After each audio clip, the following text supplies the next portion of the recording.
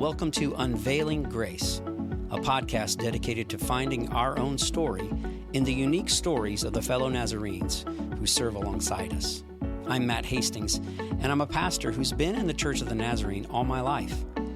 I deeply love the church and all the ways that she's shaped me, and I want us to hear from each other about how the Church of the Nazarene has saved us. In a day and age where there's a lot of line drawing and finger pointing, we want to pull up a chair to the table of our people's past and sit through their stories. Through our guests and the telling of their stories, we will veil the identity of the storyteller until the very end, with the hope that you'll allow their story to shape your view of them, rather than what you've heard about them. Thanks for joining me weekly as we invite fellow Nazarenes to tell their story of why they love this church and why they've stayed. I've played top golf. I have done this before. Did not have any serious injuries, but you had a mishap. Correct. You were almost killed. Correct. You tell me about that. Yeah. So I was on staff at a church on the West Coast and was asked to get our team to a conference. And so I got us there. And the first day that we were there, the lead pastor was like, hey, we need to do something fun while we're here. But there's like 15 of us. And so how do you, and ages like 21 to 60. Sure. What do we all have in common? Top golf, right? Because you're either a golfer or you like a good time like that. And it doesn't matter. Exactly. Right, it doesn't matter. Right. So the thing you should know about me is hospitality means a lot to me, and I'm incredibly competitive. So, yes. So the fun environment of 15 people. Yep. But somebody's going to win. Somebody's got to win. Yeah, there are points. Exactly. So we get everybody together. I make sure everybody's set up and having a good time. And then my team is like, hey, it's your turn. So I go over and I plant my feet real strong and I swing the golf club, and it's terrible. I'm embarrassed myself in front of our entire team. So everybody goes around again, and this second time I am determined to do better. And so I go up and I plant my feet and I swing that golf club as hard as I can.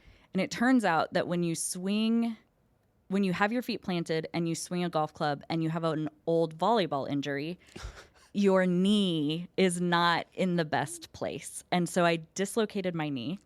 What? And if it weren't for one of my coworkers who just happened to be walking by and caught me as I was falling, I would have fallen from the third floor of a Topgolf. Yeah, because there are levels. Yes, we were on the top. And there really isn't, there's maybe a net, There's I don't know, very but not, small but net. oh my goodness. Yes, and you learn a lot about your team in a situation like that. Yeah. Because half of them rushed over to me. The other half the other half I looked over at, and they were frozen in place crying because they thought I was going to fall 3 stories down from top. And then there are some that might have gotten their phones out and taken. Yeah. There might be a video somewhere. Yeah, might be a video. Yeah, that's funny. So how did your story start with the Church of the Nazarene? Particularly, this is a podcast about clergy in the Church of the Nazarene.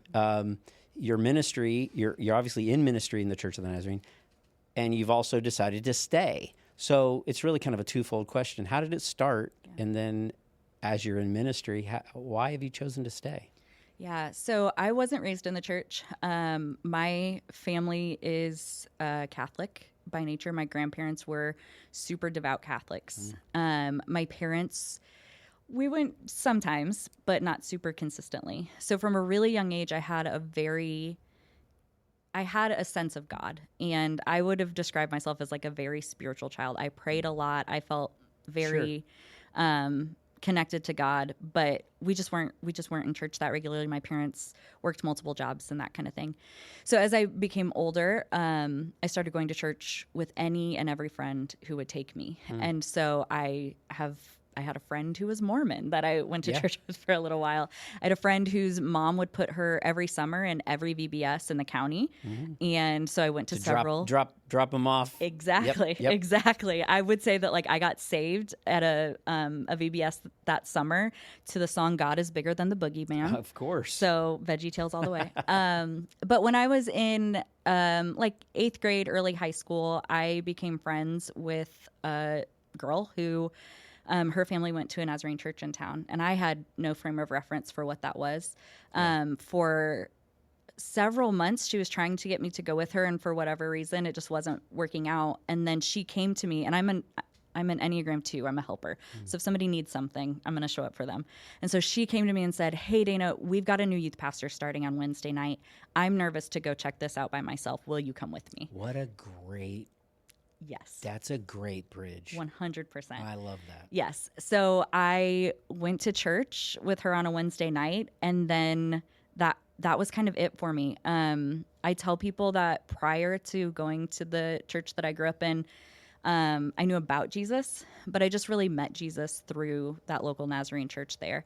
And when I, think back on it and reflect on it, that youth pastor, he was fresh out of college, and I was emotional and messy and was like going through a lot as a teenager, and he just saw something in me. Yeah. And so I started going on Sundays, and on Wednesdays I would walk from my house to her house on Sunday mornings, and her parents would drive us to first service because I wanted to go to both service and Sunday school. They would drop us off, go back home, and then come back for second service themselves. Really? Yep. And then within a couple of months of that, I got a call from the youth pastor, and he said, "Hey, could you stop by the church after school?" And I said, "Sure."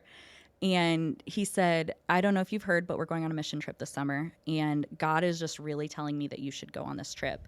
And I was like, "There's no way my parents are going to let me do this." And he was like, "Well, let's think about it."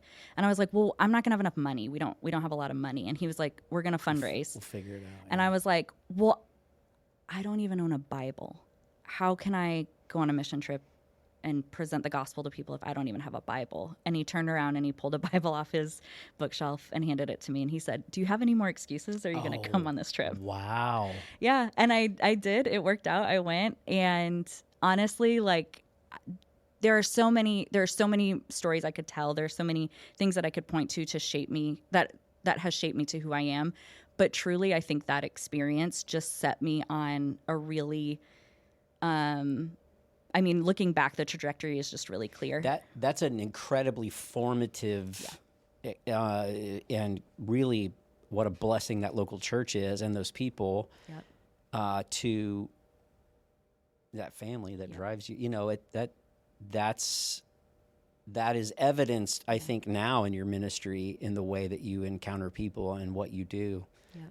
You've stayed for the reason of family, that kind of thing. Mm-hmm. Yeah. I would say 100% family and connectionalism. My home church, I've been gone from there for 15 years, but the pastors that are still there are still my pastors. Yeah. And I call them, when I was ordained in Texas, and my lead pastor from there flew to Texas to be the one to pray over me when I was ordained. Wow. They're so much still, it's like growing up and moving away from home. I come back and I visit them really pretty frequently. And they're still very much a support system for me. They were all the way through college and continue to be into an adulthood.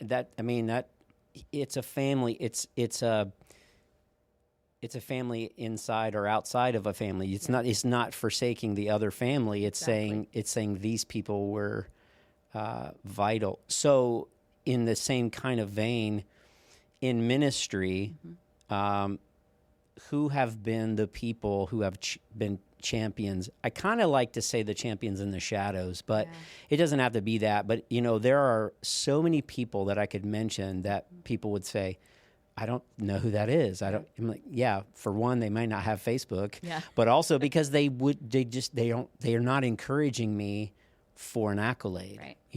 And the times when you've wanted to give up, because all of us pastors have had those moments of saying, I don't know if I can do this. Who is the voice in your ear that champions you? Yeah, I would say my lead pastor, Lloyd Brock, and Cheryl Sherwood, who is on staff at my home church as well. They are just really consistent and have been consistent for the last 15 years or so in championing me, encouraging me, and also being willing to say when it's true, what you've experienced is hard. And sometimes ministry is hard. Yeah. And just being willing to not pretend like it's all always easy all the time. Sure. It's those people that I think they're authentic and they're real, and they'll tell you, well, let me tell you about the time when Yes. and you can say, oh, okay, it's not just me. Yes, exactly. Those people are vital. Yep. At least in my life, I know they have been. Yeah. So you've been in many different roles in the church. You've served in various roles. The common theme seems to be, as often is the case, the local church, and then compassionate ministry, sort of the tangible gospel of. Can you talk about or tell us why those things should not be separated? They're not mutually exclusive. Yeah. So I had an experience in undergrad where we were sitting in Old Testament theology, and we were discussing the difference between the priestly and the prophetic voices. And my professor said, who feels like they resonate more with the priestly voices? And some people raise their hands. And who feels like they resonate more with the prophetic voices? And some people raise their hands. And then he looked at me and he was like, what's wrong? Because I must have looked completely overwhelmed. And I said, I can't pick. Do I have to choose? This is the tension of my ministry. I feel called to both. And he was like, you just taught the lesson, basically. And since that moment, I feel like my entire ministry has been kind of this wrestling between we are the people of God, set apart to do the work of God and to care for each other as the people of God and to disciple and to love and to raise each other up. And we are set apart not for the sake of being apart. We are set apart so that we can go into the world dressed in the grace of God to be protected and loved and cared for to show other people the same grace. And so I have felt like my entire ministry has been in different roles because I've had a variety of different roles, but to be the person kind of standing in the tension between the two, the tension between my local church and my community and the sometimes messiness that comes with that, and basically inviting both towards each other to just take one step closer to each other and to have a posture of listening and demonstrating who Christ was and continues to be through the local church. And I just can't get away from the truth that I think Dale Schaffer says this to me all the time. Compassion is our greatest witness. And I think the moments where we see Jesus most moved in Scripture are moments of compassion. Yeah, because it's not it is where we put our hands on people and stuffs and things. Yes. And compassion in and of itself is not necessarily overtly proselytizing of saying, Correct. okay, now here, believe this. Yes. It's a tangible gospel. Yes.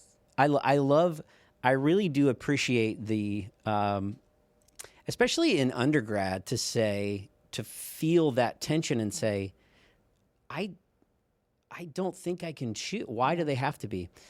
Which is kind of cool because it is the point of the lesson of the Old Testament prof, which I'm pretty sure I know that prof. But it's interesting because what in various aspects of your ministry, you're dealing with people within and without the church. And I like hearing you say, I just want you to take one step forward. Have you noticed them? What's that feeling? What's that fulfillment when they sit down at the table together, figuratively or literally?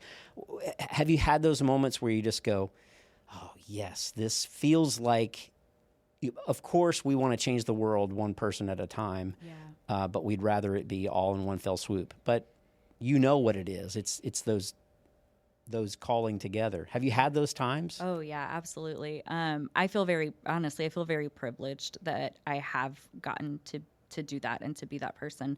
I could tell a couple stories. I think a lot of work that I have done has been working with people who are refugees and immigrants, and it's been, it's such a confusing process. Sure. The immigration journey for people is such a confusing process. And there's a lot of people who have preconceived notions about about what people have access to. And so the opportunities where it's not even me having conversations, but it's facilitating conversations with people who, take the time to just sit and listen to another person's story and to say, well, what about this? I thought that if you just did this, then this would be the outcome. Right. And they, oftentimes the response is, I thought that was going to be the case too.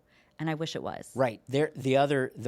Particularly those who are immigrating are saying, but we'll also go through whatever we got to go through. Correct. Because I love that is very much a bridge kind of building. It humanizes and really removing all ideology except for the gospel is to know that person. Yes, absolutely. Absolutely. Particularly,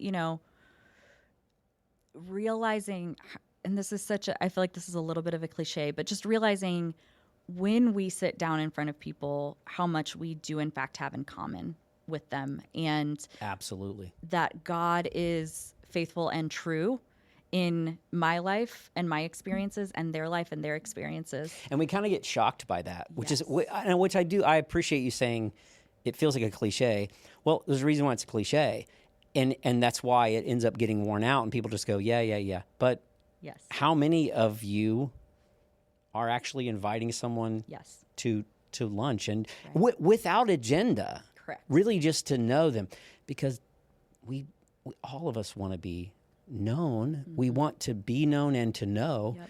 And to see in the midst of that, one of the greatest joys of my life in working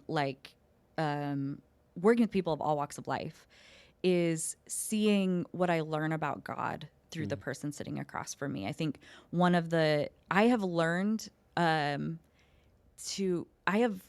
to embrace the scripture to not be anxious about anything, from working with people from all over the world who, when I start to get anxious about the state of the church or what's going to happen with the church or whatever, and they look at me and say, don't you believe in the creator of the universe? You're like, yes, but there's some practicalities that have to happen. I have control issues. I want to do the things. And God's also saying, hey, are you listening to me? Exactly. What I find particularly interesting is I have seen within the church, and I think even particularly at this church where I serve, there's a suspicion. A lot of people have suspicions about, particularly even those who are have immigrated and maybe don't have a legal status or are trying to figure.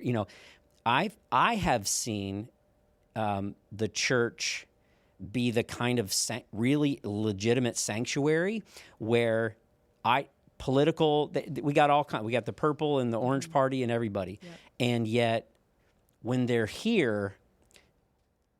It really is interesting how the gospel just sort of levels all that, and we don't, because then they know them. Yes. And so the suspicions of people really seem to, I think the guard gets dropped. Absolutely. And you've watched that happen. Yes. Do you think that is when I ask the question of what about our family matters to the world, I use that family. I mean, I think it really works in your context because literally a family, a teenager invited you with what a great way to start. What about our family matters to the world? Is it doctrine and praxis? Right. Is it really that fleshed out in the world? Yeah. I mean, in terms of, you asked the question, why do you stay or whatever, I think I have not found another place that lives out the love of Jesus in such a tangible way. And that's not to say that there aren't faithful local churches all over the place. Sure. I believe wholeheartedly that the work of the gospel happens through the local church. But we are strengthened by our connectionalism and our Wesleyan holiness theology that calls us to, kind of what I was talking about earlier. There is a holiness, there is a set apartness, but it is set apart so that we can go into the places that the rest of the world has said, like, well, that's a dirty place. We don't go there. Yeah, we're not set apart for ourselves. No, we're set apart to enter in. Right. And it's never been that. It's Right. never been, of course, as really most all organized religions and denominations, in at least in the Christian sect of folk, they've lost their way in many moments. Yes. We did too. It's turned the pendulum. But I think right now it is interesting because several of our guests over the course of our time doing this have mentioned that you can go to, any country, any place, and when you mention you're Nazarene and you find another Nazarene, there's a couple of degrees of separation of people that because it is a family. Yes. I think there's a uniqueness there. Yep, absolutely. You've been on the front lines of some of that, and that work is deeply meaningful. Yeah, this is kind of a niche story that I'm about to tell, but I was in Burundi last year, and I was talking with a pastor there who they're doing work to provide food for their community, and they realized through that work, their goal for it was to equip people in their church to be able to feed themselves and their families. They realized as they started doing that work that they had so much more than they needed, which is the story of God, right? Yeah. And so they said, okay, well, let's start donating the excess to our local school in town. And so they were doing that. And then they realized we still have more. And so because of some wars, because of some epidemics, there is an abundance of orphans in their community. Yeah. And so they developed essentially their own foster care system, because that's not a system that the government does for them there. And so people within the church started functionally adopting kids from the community because all of a sudden they had enough food so that their family was taken care of, and they had extra so they could extend it. And I was speaking with this pastor, and I said, I can't wait to go and tell pastors that I'm connected to in the U.S. about this, because this is how I want us to be in the United States. And he was like, really? And I was like, you don't understand. Yeah. Yes. And in the Church of the Nazarene, we get to hear those stories and meet people who are doing really beautiful and creative kingdom work, and we get to be inspired and energized by that. And I don't know how you can be connected to Compassionate Ministries in the Church of the Nazarene and not be so encouraged by the reality that even on my worst days, I know that God is still at work in the world through that pastor in Burundi and beyond. The God of abundance that did not co-opt adoption or foster to a governmental system that has their hand out. Exactly. We are very well aware of that. It's remarkable work, and I'm so grateful for you taking time with us. It's been great. So who are you? My name is Dana Franchetti, and I work with Nazarene Compassionate Ministries. Thanks for being with us, Dana. Thank you, guys. Thanks for joining us on the Unveiling Grace podcast. This is a ministry of Hermitage Church of the Nazarene. If you'd like to stay up to date on the podcast and other ministries of our church, like the church's Facebook page and follow along. Or you can subscribe to the Unveiling Grace podcast on whatever platform you're using now. If you've enjoyed this podcast, help us out by leaving us a rating and then share it on your social media platforms. Thanks for listening to the stories of those serving alongside us.